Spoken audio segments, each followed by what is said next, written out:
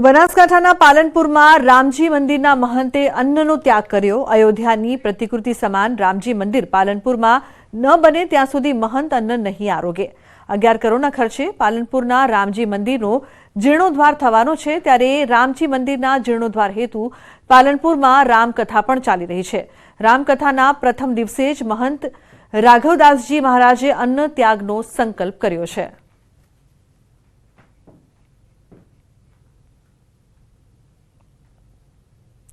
અયોધ્યામાં રામ મંદિર પ્રાણ પ્રતિષ્ઠા મહોત્સવને લઈને રાજકોટમાં ઉજવણી કરવામાં આવી રહી છે। સંગઠન મહામંત્રી રત્નાકરજીએ અસદુદ્દીન ઓવૈસીના નિવેદન પર આપી છે પ્રતિક્રિયા।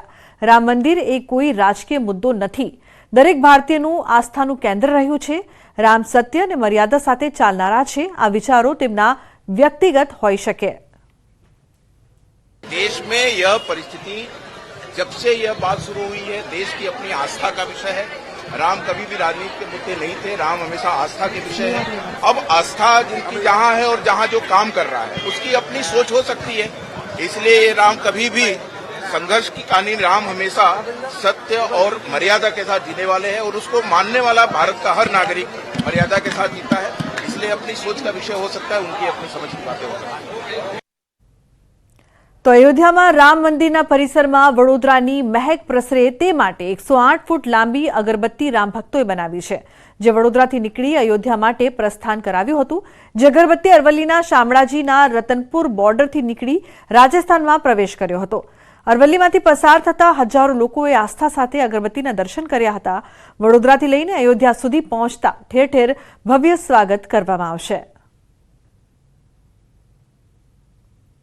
અયોધ્યામાં તડામાર તૈયારીઓ ચાલી રહી છે, ત્યારે ગુજરાતની સાથે સુરેન્દ્રનગર જિલ્લાના ધ્રાંગધ્રાના સોમપુરા પરિવાર પણ કામે લાગી ગયા છે। અહીં કારીગરો દ્વારા છેલ્લા 7 મહિનાથી રામ મંદિરમાં રંગ મંડપ, પ્રાર્થના કીર્તિ મંડપની મૂર્તિઓ તેમજ સ્તંભ બનાવવાની કામગીરી કરવાનો મોકો મળ્યો છે। ધ્રાંગધ્રા ખાતે રહેતા હિતેશભાઈ સોમપુરા 3 પેઢીથી પથ્થરની મૂર્તિઓ સાથે શિલ્પ સ્થાપત્યના વ્યવસાય સાથે સંકળાયેલા છે। તેઓ અંદાજે 25થી વધુ કારીગરો સાથે છેલ્લા 7 મહિનાથી રામ મંદિરના પ્રાર્થના કીર્તન ખંડ, રંગ મંડપ સહિતની જગ્યાઓમાં મૂર્તિઓનું અને કોતરણીયુક્ત સ્તંભો બનાવવાની કામગીરી કરી રહ્યા છે।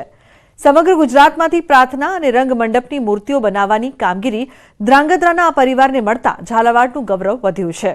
મહત્વનું છે કે ધ્રાંગધ્રાના સોમપુરા પરિવાર અને કારીગરો દ્વારા પાવાગઢ, પીપળીધામ, ખોખરા હનુમાન મંદિર, મોરબી સહિતના અનેક ધાર્મિક સ્થળો અને મંદિરોમાં મૂર્તિઓ અને પ્રાચીન સ્થાપત્યના સ્તંભો બનાવ્યા છે અને હવે દરેક ભારતીયનું સ્વપ્ન એવા અયોધ્યા રામ મંદિરમાં પણ અમૂલ્ય તક મળતા ગર્વની લાગણી અનુભવી રહ્યા છે।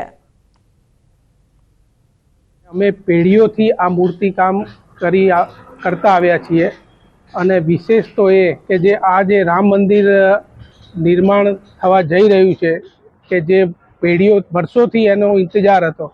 ગુજરાતના ઘણા સ્થાપત્યોમાં અમે કામ કરેલું છે।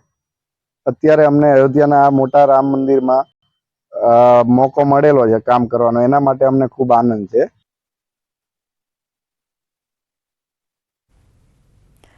જામનગરમાં વિશ્વ હિન્દુ પરિષદના સૌરાષ્ટ્ર પ્રાંતના અધ્યક્ષ ભરતભાઈ મોદીને અયોધ્યા જવા ખાસ આમંત્રણ અપાયું છે।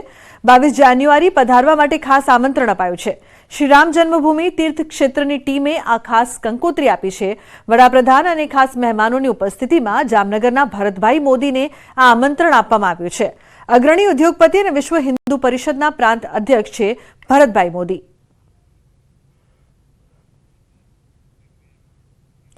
મધ્યપ્રદેશના ઓમકારેશ્વરથી નીકળેલી નર્મદાની સેવા પરિક્રમા કરતા પદયાત્રીઓ વડોદરાના માલાસર મુકામે આવી પહોંચ્યા છે। 27 નવેમ્બર 2023થી મધ્યપ્રદેશના ઓમકારેશ્વરથી સંત દાદાગુરુએ માં રેવાની અનોખી પરિક્રમાની શરૂઆત કરી હતી। સંત દાદાગુરુ 3 વર્ષ અને 2 મહિનાથી અન્નનો ત્યાગ કરી સેવા પરિક્રમા શરૂ કરી હતી। આ પરિક્રમાનો ઉદ્દેશ નર્મદા નદીનું સંરક્ષણ, પ્રકૃતિ, વૃક્ષો અને પ્રદૂષણના સંકલ્પ સાથે શરૂ કરાઈ રહ્યો છે। હાલમાં સંત દાદાગુરુ નર્મદા નદીના નીર પીને જ જીવન ગુજારી રહ્યા છે। આ પરિક્રમા યાત્રામાં 600થી વધારે પદયાત્રીઓ જોડાયા છે। પરમ પૂજ્ય શ્રી દાદા ગુરુજી છે, જે છેલ્લા 3 વર્ષ અને 2 મહિનાથી વગર અન્ન નિરાહાર છે, એટલે ફક્ત પાણીથી નર્મદા જળનું સેવન કરી રહ્યા છે, એનાથી એ જીવિત છે. અને એમનું મેઇન ઉદ્દેશ જે છે એ આપણા દેશની નદીઓનું સંવર્ધન ન થાય, એનું સંરક્ષણ થાય અને આ પર્વત અને પહાડો અને વૃક્ષો છે એનું બચાવ માટે એ નકળ્યા છે.